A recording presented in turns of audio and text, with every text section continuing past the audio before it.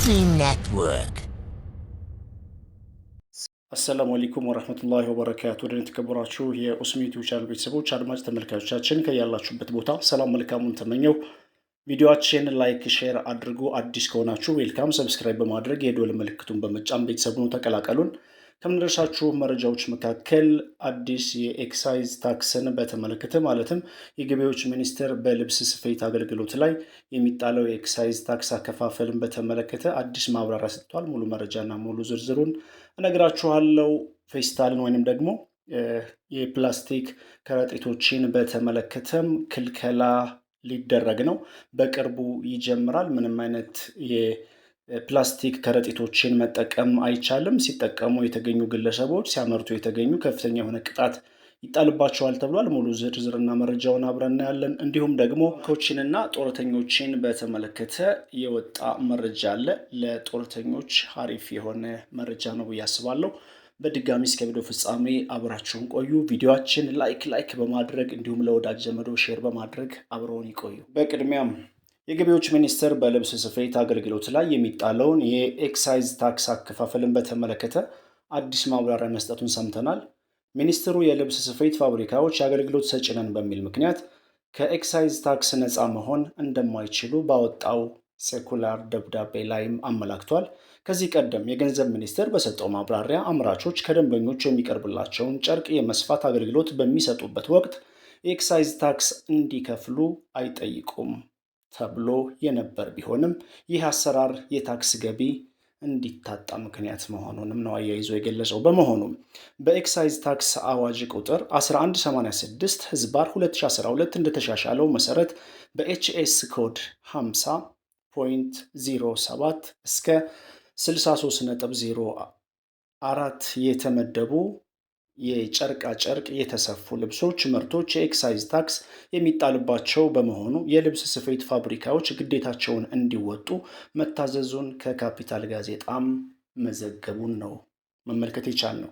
የገንዘብ ሚኒስቴር በቁጥር ታክስ ክፍል 4 ህዝባር 5952 በቀን 01/04/2018 በተሰጠው አዲስ ማብራሪያ መሰረት የኢንቨስትመንት የንግድ ፈቃድ ያላቸው የልብስ ስፌት ፋብሪካዎች ከኤክሳይዝ ታክስ ዓላማ የመመዝገብ ግዴታ አለባቸው ተብሏል። በተጨማሪም የልብስ ስፌት አገልግሎት ሰጪ ነን በሚል ሰበብ ከታክስ ነፃ መሆን አይቻልም የተባለ ሲሆን አምራቾች፣ ፋብሪካዎች እናም የሚመለከታቸው የስራ ክፍሎች ይህንን አውቀው ተገቢውን ክትትል እንዲያደርጉ የገንዘብ ሚኒስቴር አሳስበዋል። በታህሳስ 7 2018 በገቢዎች ሚኒስቴር የተላለፈው ይህ ውሳኔ በዘርፉ ሊሰበሰብ የሚገባውን የታክስ ገቢ በአግባቡ ለመሰብሰብና አሰራሩን ግልጽ ለማድረግ ያለመ መሆኑም ተጠቁሟል። ይህ በእንዲህ እንዳለው ሌላኛው መረጃችን ስንሸጋገር ከጥር 23 ጀምሮ ስስ የፕላስቲክ ከረጢቶችን ወይም ደግሞ ስስ ፌስታል መጠቀም ማምረትና ወደ ሀገር ውስጥ ማስገባት አይቻልም። የአካባቢ ጥበቃ ባለስልጣን ከጥር 23 ጀምሮ ስስ የፕላስቲክ ከረጢቶች ወይንም ስስ ፌስታል መጠቀም ማምረትና ወደ ሀገር ውስጥ ማስገባትን የከለከለው አዋጅ በዚህ መልኩ ተቀምጧል። የአካባቢ ጥበቃ ባለስልጣን ከጥር 23 2018 ጀምሮ ለአንድ ጊዜ አገልግሎት ብቻ የሚውል ስስ የፕላስቲክ ከረጢቶችን የሚጠቀሙ የሚያመርቱና ወደ ሀገር ውስጥ የሚያስገቡ አካላት ቅጣት ሊጀምር መሆኑንም አሳውቀዋል። ለአንድ ጊዜ አገልግሎት ብቻ የሚውል የፕላስቲክ ምርቶች ማምረት፣ ወደ ሀገር ውስጥ ማስገባት፣ ይዞ መገኘት የሚከለክለው አዋጅ ከሐምሌ 23 ቀን 2017 ጀምሮ የጸደቀ ቢሆንም ባለስልጣኑ የ6 ወራት የሽግግር ጊዜ ሰጥቶ መቆየቱም ተገልጿል። አዋጁ እንደወጣ የወረቀትና ሌሎች አማራጮች ከረጢቶች ወደ ገበያ በመምጣታቸው የፕላስቲክ ስርጭት ቀንሶ ነበር ያለው ባለስልጣኑ፣ መስሪያ ቤቱ አሁን ላይ ግን በድጋሚ በገበያ ውስጥ እየታየ ይገኛልም ብሏል። በሽግግሩ ወቅት አዋጁን ሙሉ በሙሉ ለመተግበር የሚያስችሉ የዝግጅት ስራዎች ሲከናወኑ እንደቆዩ፣ በዚህም ጉዳይ ከሚመለከታቸው የፕላስቲክ አምራቾች፣ ተጠቃሚዎችና አማራጭ የወረቀት ከረጢት አምራቾች ጋር ውይይት መደረጉንም አመላክቷል።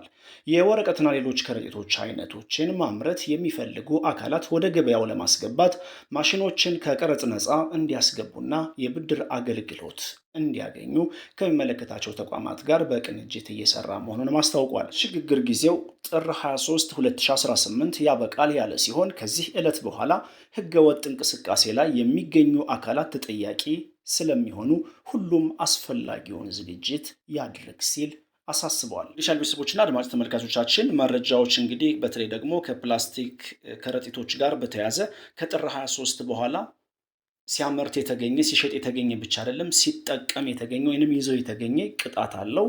ቅጣቱ ከ2,000 ብር ነው ይጀምራል የተባለው ከፍ ያለ በመቶ ሺዎች የሚቆጠሩ ቅጣት ነው እስከ ማምረት ድረስና ከሀገር ውስጥ እስከ ማስገባት ድረስ ላሉ ድርጅቶችና ፋብሪካዎች በርካታ የሆኑ በመቶ ሺዎች የሚቆጠሩ የኢትዮጵያ ብሮች ነው ቅጣት ያለ። ስለዚህ ከወዲሁ ቅድመ ጥንቃቄ እናድርግ። ለቤተሰቦቻችን መልእክቱን እናስተላልፍ። ባንኮች ከጡረታ መዋጮ የአገልግሎት ክፍያ በሚል መቁረጥ አይችሉም መባሉን ሰምተናል። አንዳንድ ባንኮች የጡረታ ክፍያ ለተጠቃሚዎች ሲከፍሉ የአገልግሎት ክፍያ በሚል እንደሚቆርጡም ተነግሯል። የአገልግሎት ክፍያውን እየቆረጡ ያሉ ብሔራዊ ባንክ መመሪያ አውጥቷል በሚል እንደሆነም ተጠቅሷል። በ2014 የወጣው የጡረታ አዋጅ ግን ከጡረታ መዋጮ ገንዘብ ላይ ቀንሶ ለአገልግሎት ክፍያ ለገንዘብ ማስተላለፊያ እያሉ መጠቀም እንደማይችሉ ይደነግጋል ተብሏል። ብሔራዊ ባንክ አወጣው የተባለው መመሪያ ከአዋጅ በበላይ ሊሆን ስለማይችል ግን ተግባሩ ሊቆም ይገባል ሲሉ የአስተዳደሩ የሕግ ጉዳዮች ዳይሬክተር አቶ ግርማ ሲሳይ አሳስበዋል። ሶስቱም መረጃዎች እነዚህን ይመስላሉ። ለሀገራችን ሰላም መልካሙ ተመኘን። ቪዲዮአችን ላይክ፣ ሼር ማድረጋችሁን አትርሱ። ሀሳብ አስተያየታችሁን ምን እንጨምር፣ ምን እንቀንስ፣ ምን እናስተካክል ኮሜንት ላይ አስቀምጡልኝ። ወሰላሙ አለይኩም ወራህመቱላሂ ወበረካቱ።